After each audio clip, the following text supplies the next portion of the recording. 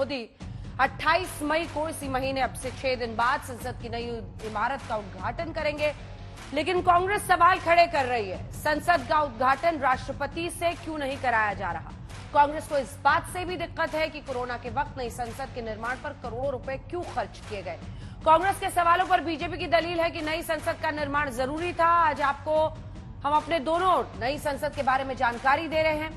आप मेरे एक तरफ देख रहे हैं कि नई संसद की आधारशिला 1 अक्टूबर 2022 को रखी गई और इसका काम 10 अक्टूबर 2020 को शुरू हुआ।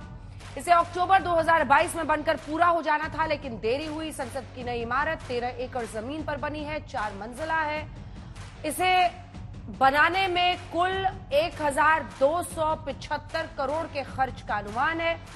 इसके दोनों सदनों में बैठने की क्षमता मौजूदा संसद के मुकाबले ज्यादा है। नई संसद में हाईटेक ऑफिस है, कमेटी मीटिंग के लिए हाईटेक कमरे बनाए गए हैं।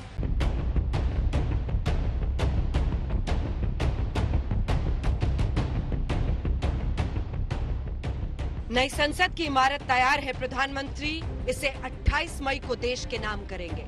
नई संसद पर कांग्रेस पार्टी का पुराना हमला फिर नई ऊंचाई छू रहा है।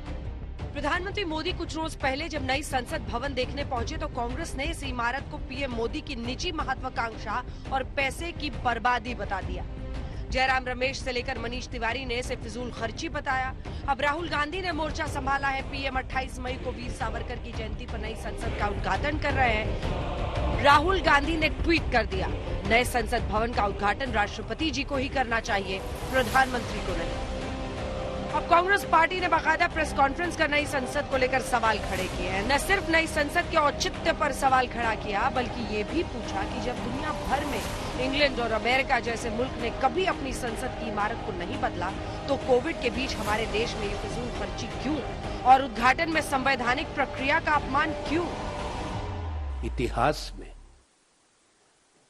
सैकड़ों वर्षों में अपनी संसद को नहीं बदला। पहली बात तो औचित्य की बात है, आवश्यकता की बात है कि क्या ये न्यायोचित था ये करना भी। आज इस तरह की खींच, इस तरह की नकारात्मकता क्यों सामने आ रही है। आप सपना देखते हैं, आदरणीय श्री नरेंद्र मोदी जी ने वो सपना पूरा किया है और जिसको ये मोदी महल कहते हैं, ये केवल इनकी जलन और ईर्ष्या है। वो मोदी महल नहीं है, ये एक अनूठी पहल है जिसका स्वागत हर नागरिक कर रहा है। कांग्रेस पार्टी में राहुल गांधी के सीधे हमले के बाद पार्टी अध्यक्ष से लेकर सभी नेता हमलावर हैं। बीजेपी से पीएम की बढ़ती लोकप्रियता और रसूख से खिजियाई पार्टी की हताशा बता रहे हैं। प्रधानमंत्री खुद करते हैं, ये राष्ट्रपति करना चाहिए।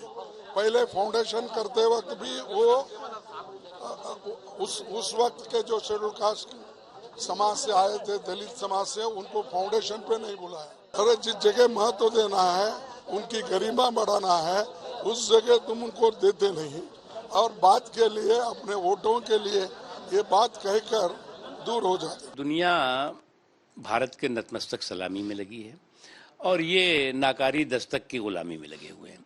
इनकी प्रॉब्लम ये नहीं है, ये परेशान इसलिए है कि दुनिया ये कैसे कह रही है कि मोदी जी ने ये साबित कर दिया कि डेमोक्रेसी डिलीवर कर सकती है। इनको तो लगता था सिर्फ डायनेस्टी ही डिलीवर करना चाहिए और कर सकती है। दुनिया ये कैसे कह रही है कि आज परिवार तंत्र को पछाड़ करके प्रजातंत्र परवान चढ़ रहा है। टीएमसी की तरफ से सांसद सौगाता रॉय ने कहा कि ये न सिर्फ फिजूल खर्ची है और प्रधानमंत्री खुद श्रेय लेना चाहते हैं, बल्कि इस बात पर सीधा हमला बोला कि ये उद्घाटन वीर सावरकर के जन्मदिन पर क्यों। Actually, Mr. Modi wants to take credit for building a new parliament house. In my mind, it is an unnecessary expenditure. It was not necessary.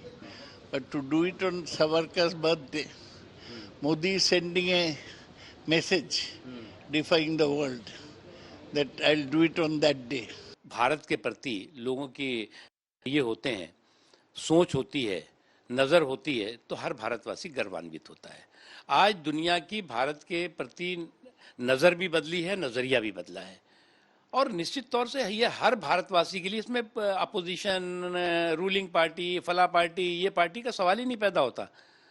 हर भारतवासी अपने आप को गर्वान्वित महसूस करता है। अब कुछ लोगों की प्रॉब्लम है, अगर कुछ लोग जो है वो कोप भवन में रहने के आदी हैं और हर खुशी में जो है वो दुखी होते हैं, तो ये उनकी अपनी समस्या है। वीर सावरकर के पोते ने इस बात पर खुशी जताई है कि वीर सावरकर के 140वीं जयंती पर नई संसद की इमारत का उद्घाटन पीएम करने वाले हैं। वो इसे एक स्वतंत्रता सेनानी को सबसे बड़ी श्रद्धांजलि बता रहे हैं। पंतप्रधान नरेंद्र मोदी जी अपनी नई संसद जो है उसका उद्घाटन 28 मई को करने जा रहे हैं। 28 मई ये स्वातंत्र्यवीर विनायक दामोदर सावरकर जी की जयंती है, उनकी 140वीं जयंती है और ये अपूर्व योगायोग है। भारत के एक महान सुपुत्र स्वातंत्र्य सेनानी स्वातंत्र्यवीर सावरकर जी के प्रति आदरांजलि अर्पण करने का ये सुनहरा अवसर है और मैं भारत सरकार का अभिनंदन करता हूं कि वह अवसर उन्होंने पाया है। बीजेपी संसद की नई इमारत को लेकर उत्साहित है और कांग्रेस कई दिनों से हमले कर रही है, इसे निजी महत्वाकांक्षा परियोजना करार दे रही है। पहले तो इसी का विरोध कर रहे थे, वो कर रहे थे, उनकी मां कर रही थी, उनकी बहन कर रही थी, उन लोगों के द्वारा प्रायोजित केस करवाया गया।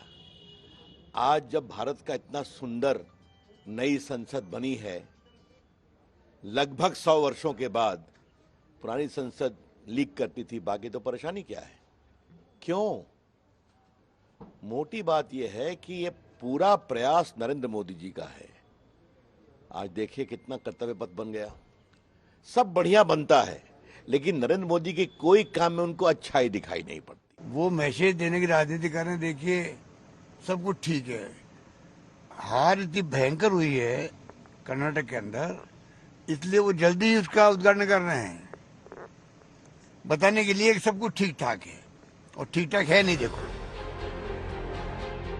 वैसे नई संसद की लोकसभा में 888 सदस्यों और राज्यसभा में 384 सदस्यों के बैठने की व्यवस्था की गई है। मौजूदा संसद भवन में लोकसभा में 590 जबकि राज्यसभा में 280 सदस्यों के मौजूदा संसद भवन में लोकसभा में 590 और राज्यसभा में 280 सदस्य बैठ सकते हैं।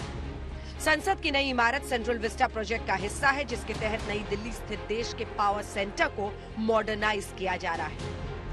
आज तक ब्यूरो।